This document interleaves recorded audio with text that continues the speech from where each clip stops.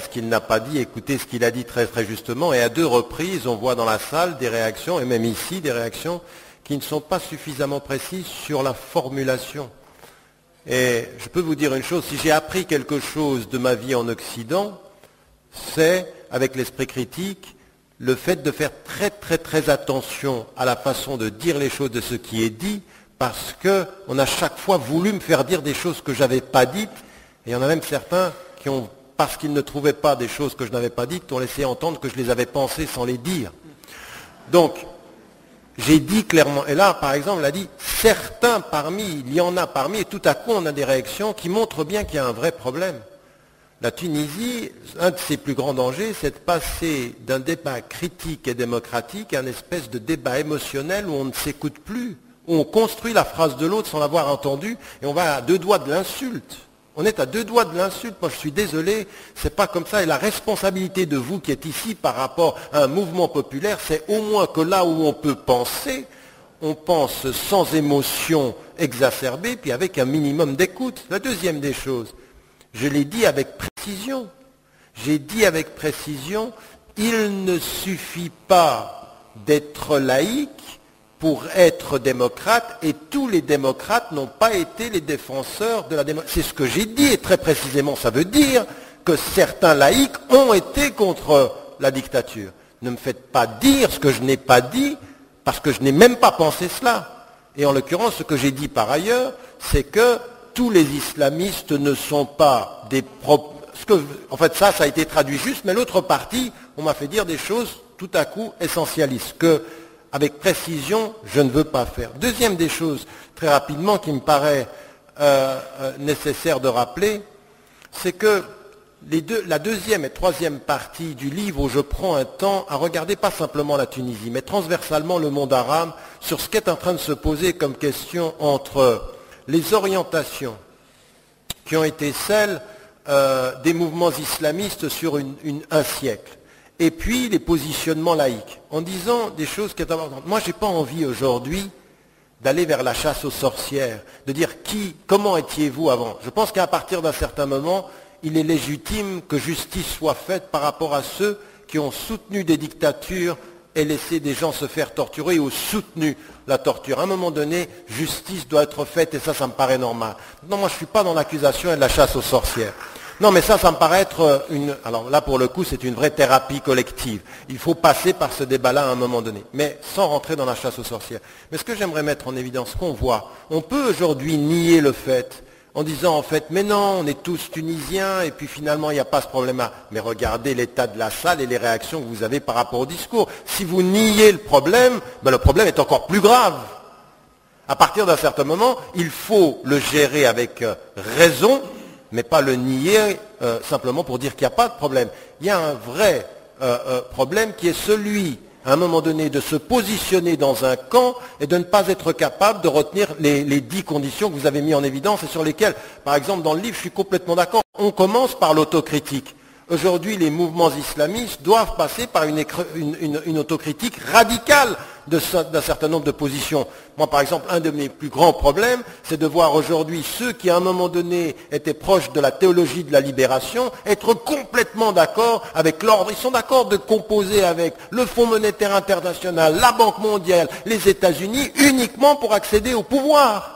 Et qu'ils pensent qu'en ayant le pouvoir politique, on va résoudre. Le pouvoir politique n'est rien s'il n'y a pas une reconsidération des enjeux économiques régionaux. Ça, c'est des vraies questions à poser à la tendance islamiste historique.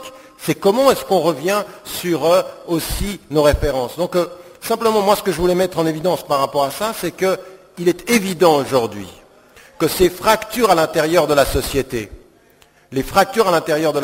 ce débat-là, il faut qu'il ait lieu, mais il faut faire attention, et là je suis d'accord avec ce que Olfa avait dit, c'est qu'il est instrumentalisé aussi, et qu'on pousse à ce débat-là sur la surface et à la périphérie. Donc tout l'enjeu, il est d'éviter la manipulation de ceux qui, à l'extérieur, dans la division, vont tenir les rênes d'un certain type de pouvoir à l'intérieur du pays, et d'entrer dans un vrai débat qui est celui qui va nous faire dépasser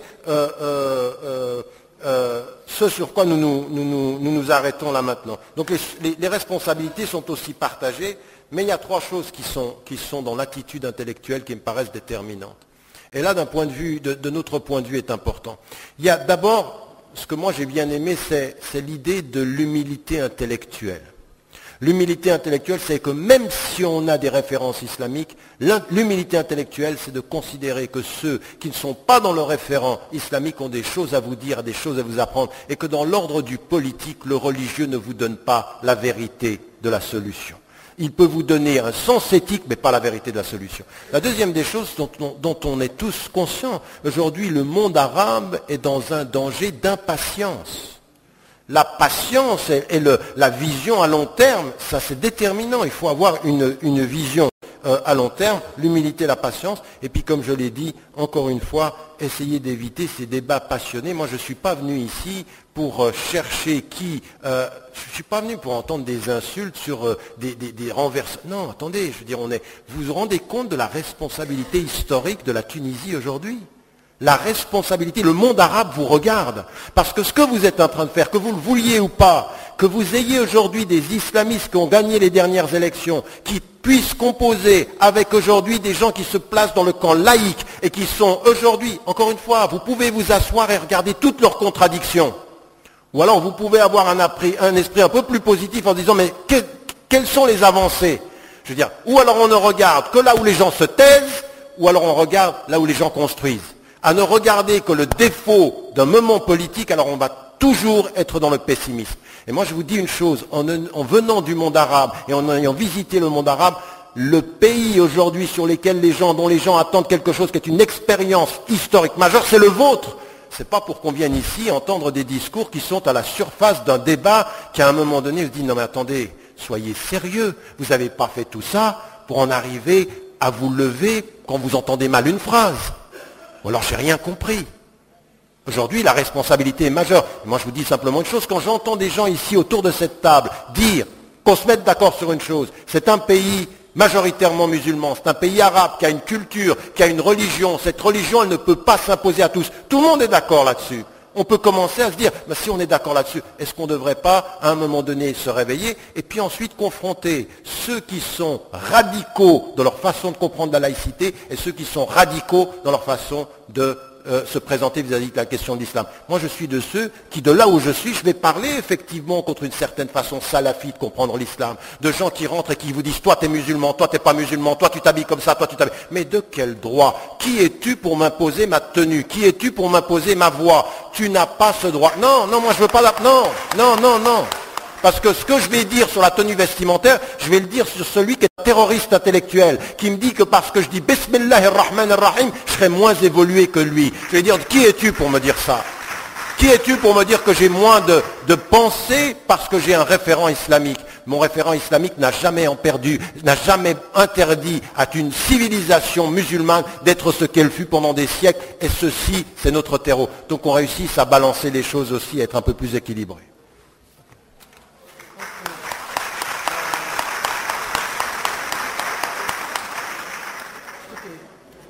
J'ai brimé un peu Youssouf Chaddir, donc je vais lui 5 minutes parce que quand même, parce qu'effectivement on veut passer, il y a certaines personnes, on veut quand même prendre quelques questions, oui, évidemment, ou peut-être réagir.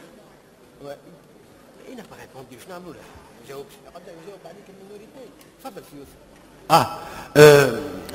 tout à l'heure j'ai voulu me sacrifier mon temps de parole pour ne pas donner l'idée sur les questions que Hamadi a posées et que l'exposé présentatif nous a tous posées. Je choisirai un seul thème, la question de la charia. Et je voudrais à notre invité poser la question en premier lieu, parce qu'il est notre invité et nous on peut toujours se parler ensemble plus tard, parce qu'on se connaît pour la plupart, mais pour vous tous, cette question de la charia, il faudrait peut-être la résoudre d'une manière radicale. Est-ce qu'on applique la charia ou est-ce qu'on... En regardant le texte, il vient de citer la seule fois où il y a la radicale shara'a, il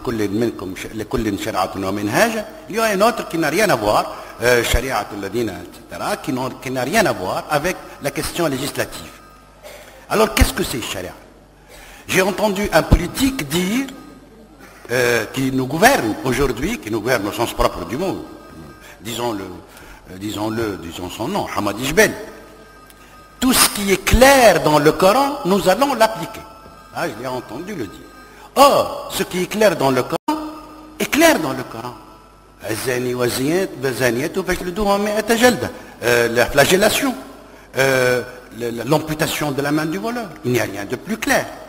Alors, est-ce que, et la question est posée à tout le monde, quelqu'un qui se reconnaît de l'islamisme applique pour la charia du XXIe siècle, pour la législation du XXIe siècle, ces codes, ou alors il faudrait, et là je rejoindrai les islamistes ou les islamiques modérés, je les rejoindrai volontiers, faire une autre lecture de ces empreintes juridiques ou juridictionnelles à l'époque. Et dire que tout ce qui est juridique dans l'islam, dans le Coran du moins, est dans l'ouverture et non pas dans la clôture. Exemple, et Bourguiba a essayé, mais maladroitement, d'un point de vue fiqhi, d'un point de vue théologique, parce qu'il n'était pas théologien, il était politique, de le faire. Prenons un exemple, la question de l'esclavage. Elle est partout dans le Coran. Elle est partout codifiée, ou alors permise.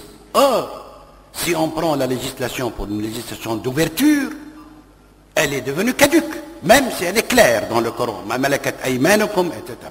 Wal abdul abaq et katibuhunna, etc. C'est-à-dire, faites un contrat pour libérer, affranchir vos esclaves, etc. Bourguiba, je vous le disais, a fait autre chose. La question de la polygamie, qui existe claire et bien explicite dans le Coran, il en a fait quelque chose de caduque, au moins le temps où il avait régné, où il avait laissé son prédécesseur gouverner au nom de son idéologie.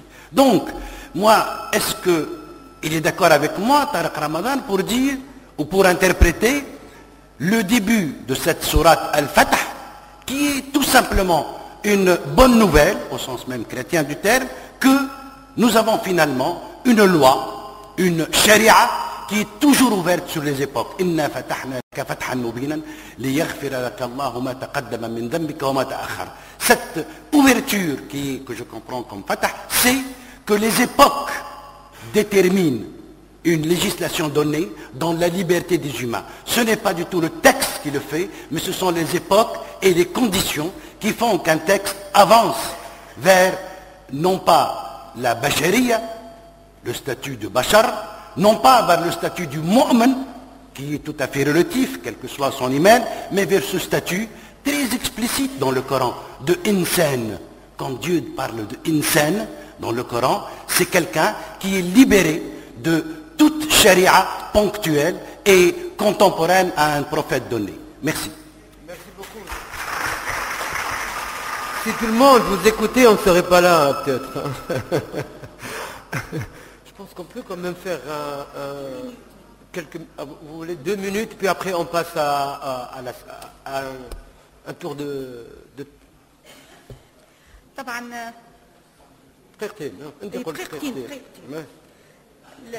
كثر الحديث الآن أنه لا يوجد مشكل. لا يوجد مشكل. كأننا لا يوجد مشكل. أنا أقول يوجد مشكل. وما نقوم به الآن في الحديث الرسمي le discours officiel, on est en train de tourner autour du pot. يجب أن نضع إن كنا نريد أن نتجاوز الوضع أن نضع أصابعنا على الدم وأن تكون لنا الجرأة في أن نضع هذا الإصبع ونشعر بالألم. ما لم نشعر بالألم فلن نتجاوز. والدليل على ذلك اجتماعنا اليوم اجتماع مصغر من المجتمع التونسي، وليس مصغر بل هي أقول الفئة النخبة من المجتمع التونسي، لأن هناك فئة أخرى هي غير ما أراه اليوم وواجهته شخصيا. إذن ما ألاحظه، أنا أخذ وقت كثير في فتح المواقع الاجتماعية، أريد أن أرى عما يتحدث الناس، ما هي مشاغلهم، وأقارنها بما نمر به من أحداث. الآن الموقف الحداثي والموقف العلماني صار في موقف دفاع. لم يعد الحداثي هو الذي يواجه، صرنا ندافع وإذا ما دفعنا فمعناه أننا صرنا نتأخر إلى الوراء.